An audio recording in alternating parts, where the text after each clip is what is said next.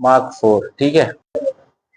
Basically NCC में किया गया है, इंडक्ट किया गया है, इसलिए क्योंकि जो फायरिंग से जो होने वाली डर घबराहट जो फायरर को होता है, बिगिनर एज ए बिगिनर, उसको घबराहट को दूर करने के लिए होता है। बिगिनर फायरिंग से फायरर को जो घबराहट होती है, उस घबराहट को दूर करने के लिए इस वेपन का यूज किया जाता है। ये इसलिए इस वेपन का यूज किया जाता है क्योंकि इसकी स्पेशल फीचर्स है। स्पेशल फीचर्स में इसका 75% वुड है और 25% मेटल है, ठीक है, आयरन है। इसलिए हैंडलिंग करना इसका बहुत इजी है, मतलब सारे वेपन से हैंडलिंग करना इसको इजीली किया जाता है। बाकी जो है कैलिबर वेपन है उसका वेट भी ज्यादा होता है, उसमें आपको थ्रस्ट भी आपको ज्यादा मिलेगा, लेकिन ये बिगिनर एज ए बिगिनर है तो इसलिए इसको फायरिंग करने में इजी होता है। फायरिंग से इसको डर को घबराहट को जो घबराहट होती है इसमें कम होता है, इसलिए इस वेपन का इनिशियली बिगिनर हम यूज करते हैं। इस वेपन का एनसीसी में यही मकसद है। कोई भी कुछ भी आपसे मतलब जो 20 सर्टिफिकेट का एग्जाम है प्रैक्टिकल में हम बात करते हैं, तो इससे जो इसका वेपन ट्रेनिंग का एग्जाम होगा प्रैक्टिकल एग्जाम, उसमें आपको पार्ट्स पूछे जा सकते हैं, दूसरा स्ट्रिबलिंग असेंबलिंग करा सकते हैं, थर्ड इसका टेक्निकल डाटा, कुछ भी पूछ सकते हैं, वो एग्जामिनर के ऊपर डिपेंड करता है। इनमें से हो सकता है किसी को मतलब स्ट्रिबलिंग असेंबलिंग का ऑर्डर मिला, किसी को बोलेंगे कुछ पार्ट्स का 10 पार्ट्स का नाम बताओ, किसी को बोलो मतलब इसका टेक्निकल डाटा के बारे में पूछा जाता है, ठीक है। ये फायदा है कि इसको टच करोगे ना तो आपको पता चल जाएगा कि कहाँ किसका पोजीशन है, उस पोजीशन पे क्या नहीं है, मिसिंग है, कुछ पार्ट्स है, तो आपको पूरा फील हो जाएगा कि इसमें कुछ मिसिंग है। ब्लाइंडली भी चेक कर सकता है बंदा। तो ये है, इसका ये फायदा है कि टॉप से शुरू करते हैं तो यही है, इनिशियली इसके पार्ट्स पे आते हैं, ठीक है। ये क्या है फर्स्ट में वेपन तो 0.22 ही है, ठीक है। तो ये क्या है मजल, ठीक है, जहां से बुलेट आउट होता है, मजल, दैट इज मजल, अंडरस्टूड, ठीक है। ये क्या है फोर साइड है, ये टिप नहीं है। टाइप कौन सा है ब्लेड टाइप का है। जो हमारा डिलक्स है उसमें कौन सा टाइप का है टिप, तो इसमें है ब्लेड है, देखो दिख रहा है सबको ब्लेड, इसलिए ये ब्लेड टाइप है, समझ रहे हो। ये फोर साइड जो आगे रहता है उसको फोर साइड ही बोलते हैं, जिसमें हम एमिंग करते हैं उसको आगे जो आगे वाले पार्ट को उसको फोर साइड बोलते हैं। और टाइप अलग में होता है, किसी में टाइप टिप होता है, किसी में ब्लेड होता है, इसमें ब्लेड है तो ब्लेड टाइप हो गया टाइप। और ये क्या है फोर साइड प्रोटेक्टर, इसलिए इसका नाम किस लिए है वो गिरने से बचाता है, ये प्रोटेक्ट करता है फोर साइड को। फोर साइड को बेसिकली इसके नाम में ही इसका डिफिनेशन है, ही to protect the four side, that's why he called four side protector, understood. मतलब जो प्रोटेक्ट करता है वही तो प्रोटेक्टर कहलाता है, यही काम है ना डिफिनेशन उसका। तो फोर साइड को प्रोटेक्ट करता है तो फोर साइड प्रोटेक्टर, ठीक है। नेक्स्ट क्या ये बैनट स्टड्स या बैनट पोस्ट, अंडरस्टूड। ये क्या काम करता है, इसमें बैनट लगा जाता है, जो मैन्युफैक्चरिंग होती है वेपन उसके साथ ही आता है ये उसका यूज हम करते हैं कि सेल्फ डिफेंस के लिए। अगर मान लो कि तुम क्लोज कम्बैट में कहीं फंस गए हैं, तुम्हारे पास राउंड खत्म हो गए हैं, तुम पे एनिमी का अटैक हो चुका है, तब उस टाइम हम बैनट का यूज करते हैं। बैनट यहाँ पोस्ट लगा हुआ है, वो एकदम परफेक्टली लग जाता है, ठीक है। ये क्या है अपर सीलिंग कड़ी, ठीक है। इसका दो पार्ट होता है, एक अपर होता है एक लोअर होता है। क्यों इसका इस्तेमाल क्या करते हैं हम कैरी करने के लिए, मेन पर्पस है। हमने कहीं लॉन्ग ड्यूरेशन तक खड़ा रहा या कुछ रहा, सेंट्री प्लेस पे रहा या कुछ था कि हम अपने हैंड्स को फ्री करना है, उसके लिए इसको कैरी करते हैं। कैरी करने के लिए वो सीलिंग लगाते हैं। कहीं मार्चअप में गए हैं या कुछ भी ट्रैकिंग में गए हैं तो उस समय हम कैरी करके जा सकते हैं, हैंड्स को भी फ्री करना पड़ता है। अगर वेपन गले में लगा के चलते हैं तो उससे हमारा हैंड्स फ्री हो जाएगा, मोमेंट हम हैंड्स का यूटिलाइज कर सकते हैं। तो इसीलिए सीलिंग कड़ी का हम इस्तेमाल करते हैं टू कैरी द वेपन, ठीक है। क्या है कैच है इसका, ठीक है। इसी का जो है ये देखो, ये आगे पीछे इसका मोमेंट होता है टू सेट द रेंज, समझ रहा है, दिख रहा है? ये रेंज सेट करने के लिए यहाँ पे जैसे मोमेंट की है, जहां जैसा आपका जितना अकॉर्डिंग टू टारगेट, ठीक है। और ये क्या पीछे वाला rear side, back side, rear side, समझ रहे हो? दोनों का डिफिनेशन यही है। फ्रंट ये हो गया फोर साइड, आगे है उसको हमेशा फोर में ही रहता है, पीछे है रियर साइड, बैक साइड, ठीक है। बैक साइड, बैक साइड कौन सा टाइप का है? अपर्चर होल, यू टाइप, देखो यू टाइप का है, ठीक है। ये टाइप यू है, ये ब्लेड टाइप का है। रियर साइड यू टाइप का है, फोर साइड ब्लेड साइड का। तो ये सब भी क्वेश्चन पूछा जा सकता है, ठीक है। अंडरस्टूड? रियर साइड कौन सा टाइप का है? You type, four side blade type, understood? ये हो जाएगा। ये क्या है? Rear side protector. प्रोटेक्टर, ये किस लिए इसका नाम है रियर साइड प्रोटेक्टर?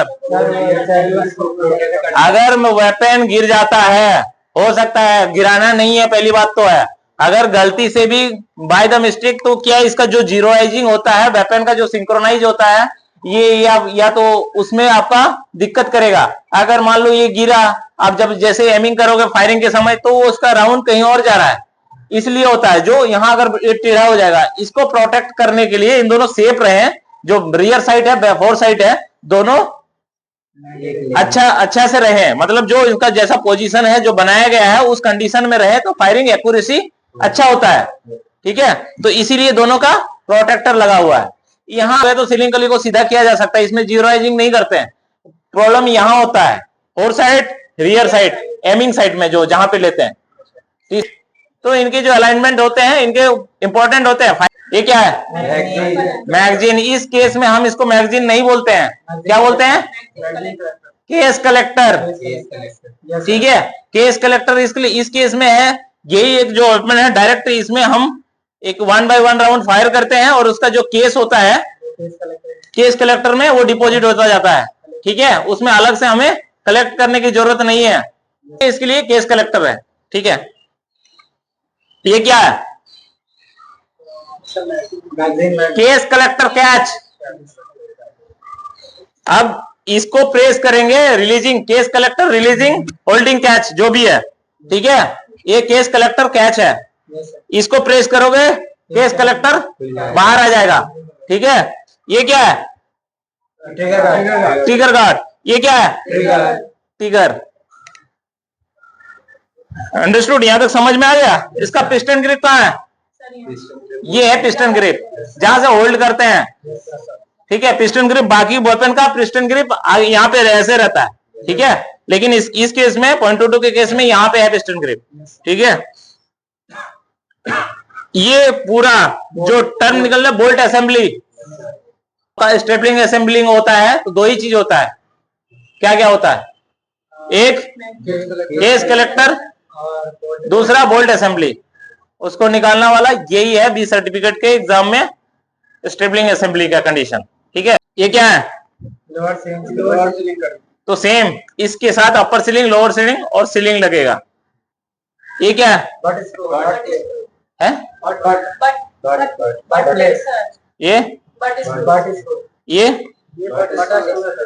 ये सर वो तीनों बट स्क्रू ही है। नहीं वो सर बट ट्रैप, ठीक है। इसमें जो क्लीनिंग मटेरियल होता है उसको हम रखते हैं, इसमें जो क्लीनिंग पुल थ्रू उसको रखते हैं, उसके साथ 4x2 जिसको चिंदी बोलते हैं, उसका कपड़े का नाम 4x2 है, उसका लेंथ और विड्थ के हिसाब से उसका नाम पड़ा हुआ है, ठीक है। वही कपड़ा क्यों जरूरी होता है? क्लीन करने के लिए। क्यों? क्योंकि जो वो कपड़ा है इस तरह से डिजाइन किया गया है टेक्निकली कि अगर वेपन के अंदर रहेगा, क्लीन करते हैं तो उसमें कोई रेसा नहीं छोड़ता है। दूसरा इंटरनल पार्ट के लिए उसी कपड़े का हम इस्तेमाल करते हैं, ठीक है। ये सब बना हुआ है वेपन, इको सलावा, समझ में आ गया? ये प्रैक्टिकल थ्योरी सब में आ सकता है, अंडरस्टूड? जो वेपन के क्वेश्चन में टेक्निकल डाटा भी सेम है, as practical as well as theory. तो अंडरस्टूड? ये इसीलिए मेड इन, ठीक है। इसका major velocity muzzle velocity 5 to 7 बोले। मजल वेलोसिटी, गोली जिस रफ्तार से बाहर निकलने के बाद कितनी रफ्तार से जाती है? 2700 फीट पर सेकेंड, वो होता है मजल स्पीड, मजल वेलोसिटी। तुम क्या बता रहे थे? मजल वेलोसिटी क्या है? 2700 फीट पर second. Made in which country? Yugoslavia. 2700 हो गया। रेंज 25 यार्ड्स, ठीक है। इसका स्पेशल फीचर में ये आ गया कि 75% वुड है, 25% मेटल है, ठीक है। रेट ऑफ फायर,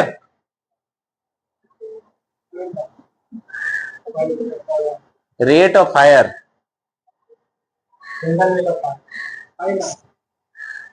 नॉर्मल में 5 राउंड्स पर मिनट, ठीक है, और रैपिड में 10 to 15। तो ये रेट ऑफ फायर दो होता है, नॉर्मल रैपिड, ठीक है, दो मोड में होता है, नॉर्मल और रैपिड में। अंडरस्टूड? इसका वेट